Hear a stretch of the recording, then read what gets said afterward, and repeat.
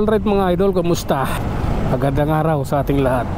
Pag-usapan natin mga idol yung mga ganap sa iba't ibang lugar dito sa ating bansa at sa ibang bansa. Ano? Yung dito sa ating bansa, yung naganap na rally dyan sa Baguio. Ano? Marami din yan mga idol. Ano dyan, mga sasakyan. Gano'n rin sila. Nagpakita ng suporta kay ex-President Duterte. Hanggang La Trinidad Benguet mga idol, mayroon din doon. So iba't ibang lugar ang may mga ganap kahapon. At mayroon tayong pahabol mga idol. Yung naganap na ano rin doon sa anong nakaraan doon sa Ormoc, Leyte, mukhang tagilid si si Richard Gomez doon mga idol, dahil may nagsampatan ng kaso sa kanya ng disqualification case sa Comelec. Parang inaano siya dahil nga siyempre Leyte yun, baluarte ni Romualdez yun si Richard Gomez so support kay Duterte, kaya yayariin talaga siya. Ang pinakamaganda nito idol sa pagdating ng halalan sa midterm election, i-vote natin mga idol, boto natin yung straight ng PDP laban, senatorial, congressman, gobernador, mayor, vice mayor, board member din, vice governor, board member, congressman. Yan yung boto natin, mayor, vice mayor, konsyal mga idol. Boto natin yan basta PDP. Yun lang yung paraan para makaganti tayo sa mga yan yung mga nang-aapi sa kay BP Sara at saka doon sa tatay niya. Yun lang yung pinakamagandang paraan mga idol para maiganti natin yung mag-ama. Yun lang yung sa ngayon, yun yung pinakamagandang paraan.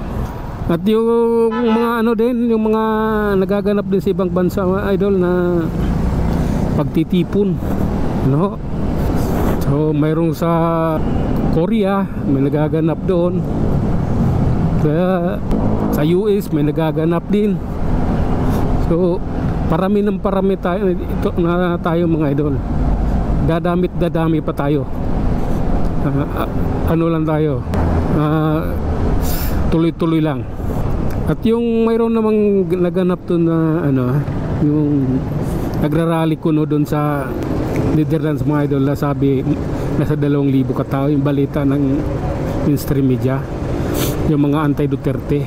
Huwag kayo maniwala doon mga idol, hindi nga mabot ng 50 yun yung mga nagrally doon, hindi sila mabot ng 50, ilan lang sila. Pinalayas pa sila ng mga pulis doon. Ilan na nga lang kayo, palalayasin pa kayo. So talaga pati sa ibang bansa sinusukan na rin sila. Pero ganun pa man mga idol, wag tayong magpakaano dyan, kumpiyansa. Kailangan ikwento pa natin, tuloy-tuloy natin yung natin, adhikain natin na makabawi sa darating na halalan doon sa mga nangapi sa mag-amang Duterte. Alright, tandaan natin yung mga idol, yung mga ganap ngayon, may mga ganap rin nata ngayon, hanggang tuloy-tuloy na yung mga idol aparting Mindanao, marami na, tuloy-tuloy pa rin yan, basta nakasuporta sa mga Duterte. Yung bahay ni President Duterte doon sa Davao, so iba-iba yung nagbabantay doon marami nagbabantay. Kahapon yung nakipanood kong video, mga taga Marawi yung nagpunta, sila magbabantay, talagang dumayo pa, nagpunta pa ng Davao galing na Marawi. At yung pagbabantay na yun mga idol, volunteer yun, wala yung bayad.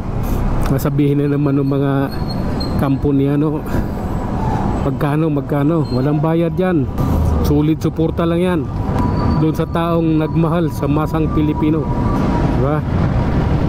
Kaya maraming naiinggit maraming naninira dahil walang ibang presidenteng minahal ng Pilipino ng todo, Duterte lang. Siya lang yung kauna-unahang presidente na ganyan yung suporta ng taong bayan. Yung mga nandun nga sa sa Europe tuwang-tuwa pa ng pinadala dun si President Duterte At least malang na pakita din nila yung suporta nila doon. Alam mo yun. At dumadayo pa doon sa Netherlands. Mayroong taga Germany, may taga Paris. Alam mo yan. Pakita suporta lang. Ano na yun. Para ramdam din ng matanda na minahal siya nung taong pinagsilbihan niya. Yun mga idol. Tuloy tayo sa ating biyahe mga idol. Sa ano tayo, nakamoto vlog tayo pero political pinag-uusapan natin. Di ko lang kasi matis mga idol na yung ginaganon yung dating presidente, no? Ano pa tayo, ayusin pa natin yung vlog natin sa mga susunod na araw, sa mga susunod na panahon. Sana dadami pa yung supporters natin at saka manonood. Alright, hanggang dito na lang mga idol. Nandito na ako sa Blooming Treat. Hanggang sa muli.